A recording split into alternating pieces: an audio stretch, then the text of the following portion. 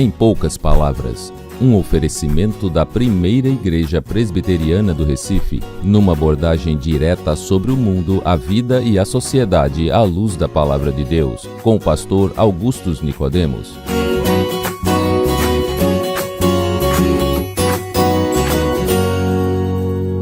Estamos iniciando mais uma edição do programa Em Poucas Palavras. E o nosso desejo é que mais e mais pessoas venham a conhecer da vontade de Deus para suas vidas. Aqui é Denis Cavalcante quem está falando e ao meu lado está o pastor Augustus Nicodemos, que fala agora. Muito bem, Denis, que alegria, privilégio gravar mais um programa contigo. E nossa saudação a você, querido ouvinte, que nos acompanha e que tem sido beneficiado, que tem compartilhado o nosso canal com outras pessoas. Encoraje, incentive as pessoas a escutar o programa Em Poucas Palavras, que é um programa da nossa igreja, Primeira Igreja Presbiteriana do Recife, e que tem como objetivo trazer esclarecimento sobre essas questões que os cristãos costumam ter, né? Às vezes são perguntas que eles ouvem de descrentes, né? E então nos enviam. Mas eu quero mesmo agradecer a sua audiência e agradecer o seu trabalho, Denis. E vamos para mais um programa aí com a graça de Deus. Ok. Temos aqui hoje a pergunta do João Carlos. Ele também não colocou de onde ele é. Mas a pergunta é a seguinte. O calvinismo, em seu terceiro ponto, trata da expiação limitada. E eu gostaria de saber, o amor de Jesus se restringe aos eleitos ou se ele estende a todos? Muito bem, como é o nome dele? É o João Carlos. João Carlos. João Carlos, minha saudação para você. Essa sua pergunta, ela é uma pergunta bem comum assim, não no sentido de que ela não seja importante, mas muita gente faz, né, essa pergunta, porque dos chamados 5 pontos do calvinismo, o mais polêmico é exatamente o terceiro, que é a expiação limitada, ou seja, que Cristo morreu somente pelos eleitos. Deixa eu fazer aqui algumas observações, antes da gente entrar na pergunta propriamente dita, porque pode ter alguns ouvintes que não entendam, por exemplo, o que é o calvinismo, que você cita aí. Então vamos começar explicando o que é.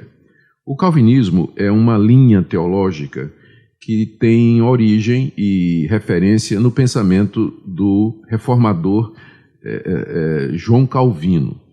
E o calvinismo ele não pretende ser um sistema de interpretação da Bíblia que dependa da sabedoria e da capacidade e da astúcia intelectual e teológica de João Calvino, porque João Calvino seria o primeiro a dizer que as suas ideias nada mais são do que a redescoberta do evangelho bíblico que esteve soterrado durante a Idade Média debaixo daqueles acréscimos litúrgicos, teológicos e práticos da Igreja Católica. Então, para mim, embora o calvinismo use como referência o nome de Calvino, ele é, na verdade, um sistema de doutrina, um sistema teológico que melhor expressa aquelas verdades reveladas na Escritura. E com isso eu não quero dizer que outros sistemas, eles também não tenham a verdade, né? Eles também não tenham a verdade. Eu apenas considero o calvinismo como sendo o melhor sistema doutrinário disponível hoje, né, que nós temos hoje, para interpretar a palavra de Deus. E como eu disse, isso não me impede de ter comunhão, de ter um bom relacionamento com pessoas que pensam de maneira diferente em alguns pontos. Muito bem. Os chamados 5 pontos do calvinismo, eles não foram elaborados por João Calvino, como muita gente pensa, né? Na verdade, eles foram elaborados cerca de 150, 200 anos depois, no concílio ou no sínodo de Dort, que aconteceu na Holanda. Deixa eu dar aqui um pouquinho da história.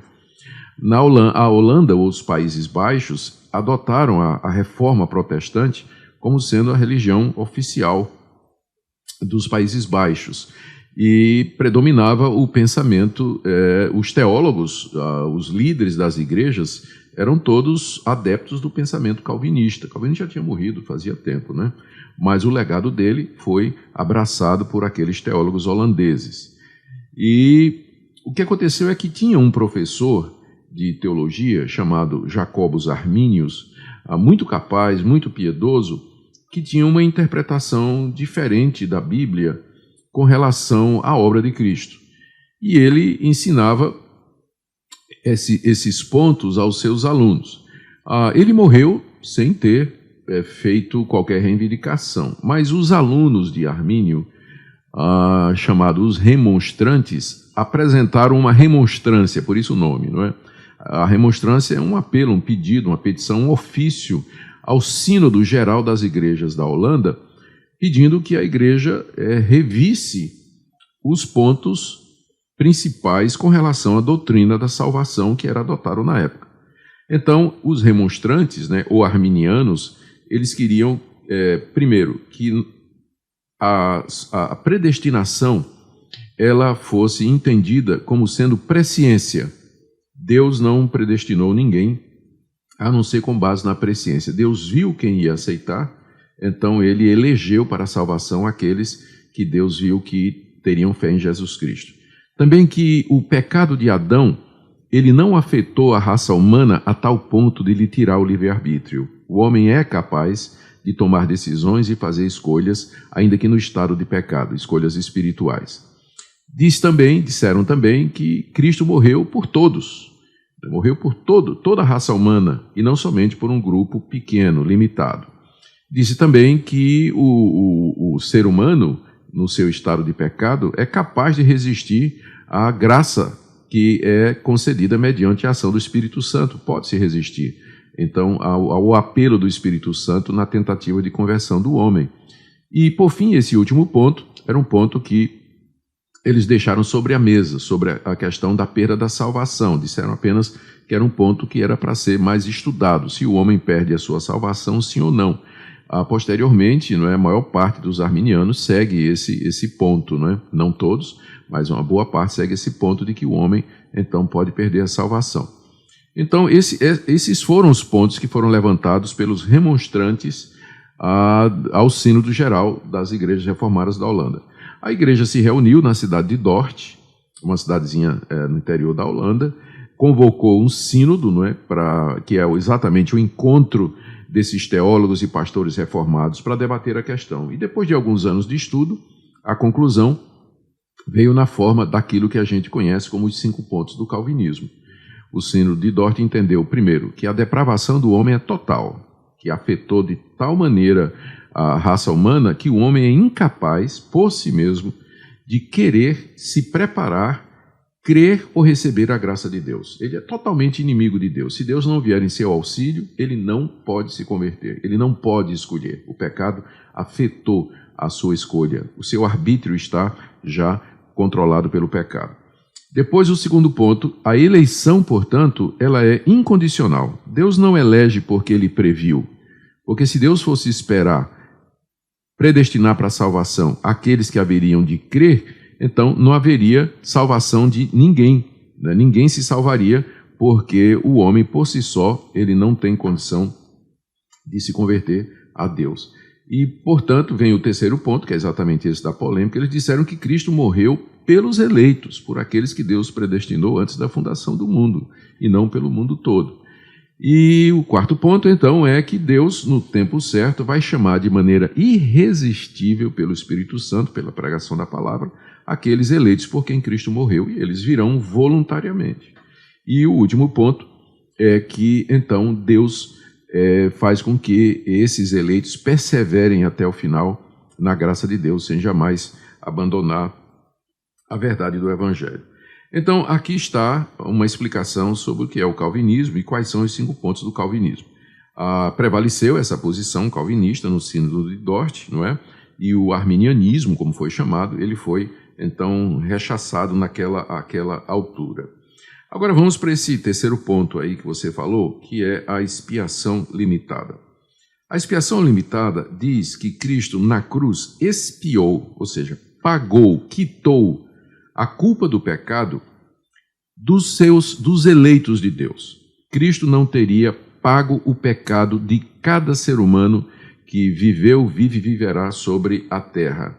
Mas ele fez isso apenas pela sua igreja, por aqueles que Deus havia predestinado e escolhido antes da fundação do mundo. Esse ponto está extremamente ligado aos pontos anteriores. Está ligado à doutrina da depravação total e à doutrina da eleição incondicional. A consequência lógica, então, é que a obra de Cristo se resuma àqueles que Deus elegeu de entre a humanidade caída. Bom, há várias objeções, Denis, que são feitas a esse ponto. Primeiro, há textos no Novo Testamento que falam do amor de Deus, né, por todo mundo. Por exemplo, Deus amou o mundo de tal maneira que deu seu Filho unigênito para que todo aquele que nele crê não pereça, mas tenha a vida eterna. Na verdade, se você ler o texto direitinho, você vai ver que, embora Deus tenha amado o mundo de uma maneira tão grande a ponto de dar o seu Filho, somente os que creem que serão salvos. Ou seja, esse amor de Deus pelo mundo não é um amor que é redentor, não é um amor que vai redimir o mundo todo, mas é o amor de Deus como Criador por todas as suas criaturas. E assim também nós interpretamos outras passagens. Denis, veja só, se Cristo morreu pelo mundo todo, como dizem os nossos irmãos arminianos, nós temos algumas objeções aí. Primeiro, a questão do universalismo. Se Cristo expiou, pagou na cruz a culpa de todo homem, Deus seria injusto em castigar essa pessoa de novo. Se o meu pecado foi pago por Cristo na cruz, se Cristo já sofreu na cruz por mim, como é que Deus vai me mandar para o inferno sofrer outra vez? Eu vou pagar, o mesmo pecado terá sido pago duas vezes. Primeiro na cruz, no sofrimento de Cristo, e depois lá no inferno, pelo sofrimento do meliante, né, do criminoso, do pecador. Então seria injusto Deus mandar a raça humana para o inferno, ou mandar um indivíduo para o inferno, se o pecado dele foi pago por Cristo na cruz. Não é por isso que nós dizemos, já que a salvação ela não é universal, a Bíblia é clara quando fala que vai muita gente para o inferno, segue-se que Cristo morreu somente por aqueles que haverão de se salvar. Senão Deus estaria sendo injusto, castigando o mesmo pecado duas vezes. No caso, pastor, aqueles que aceitarem Jesus como Senhor e Salvador. Exatamente. E somente os eleitos vão aceitar Jesus Cristo como Senhor e Salvador, porque Deus vai chamá-los de maneira irresistível pelo Espírito Santo. De outra maneira, eles nunca aceitariam, não é? Jamais aceitariam.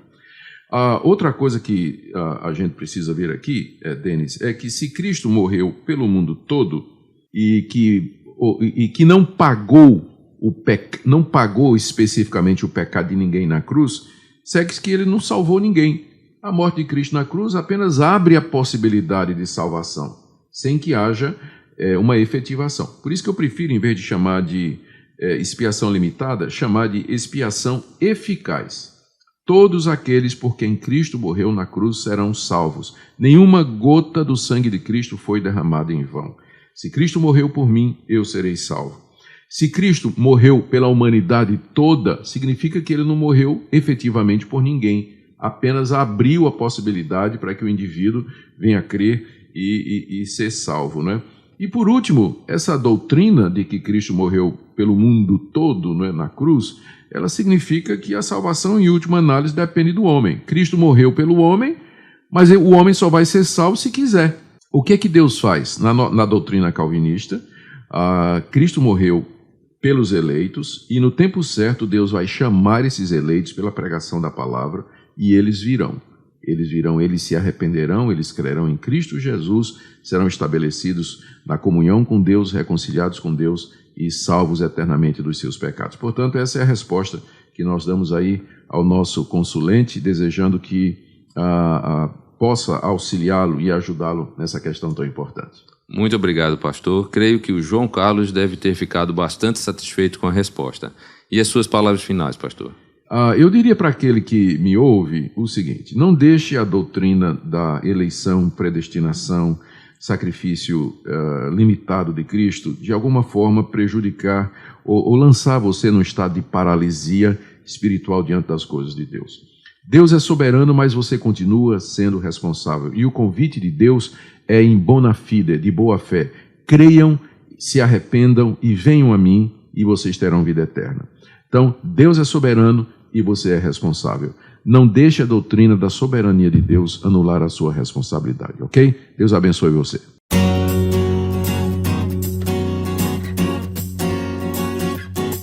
Você acabou de assistir Em Poucas Palavras, um programa da Primeira Igreja Presbiteriana do Recife. Visite-nos à Rua das Crioulas, número 120 Graças, Recife, Pernambuco. Site www.primeiraigreja.org.br. E-mail empoucaspalavras@primeiraigreja.org.br.